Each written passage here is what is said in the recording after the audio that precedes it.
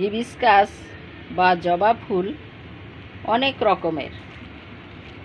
এর গ্রাফটিং করে এবং ল্যাবরেটরির মাধ্যমে এর সংকরায়ন করে হাইব্রিড নানান রকম জবা রয়েছে। তেমনি একটি জবা হচ্ছে অরেঞ্জ থাই হিবিস্কাস, কমলা থাই জবা।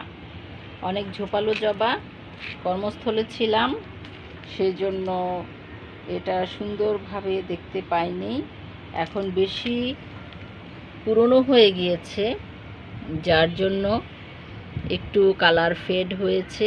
এছাড়া গতকাল প্রচণ্ড বৃষ্টি হয়েছে, যার জন্য এটার কালারটা বা পাপড়িটা একটু মলিন হয়ে গিয়েছে।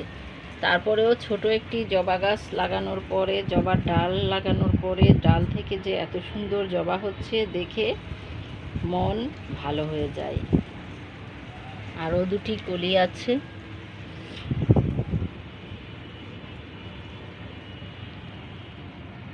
এই জবার কলিগুলো অচিরেই ফুটবে। সৌন্দর্য বর্ধনের জন্য জবা অতুলনীয়। গাছের ডাল লাগালেই চারা হয়ে যায়, যেহেতু এর কোনো বীজ নেই, ডাল থেকেই বংশ বিস্তার হয়। এই জবা গাছটি নির্দ্বিধায় লাগাতে পারেন। ডাল বেশি হয় না, কিন্তু বেশি বড় না হলেও এর অসংখ্য ফুল ফুটে।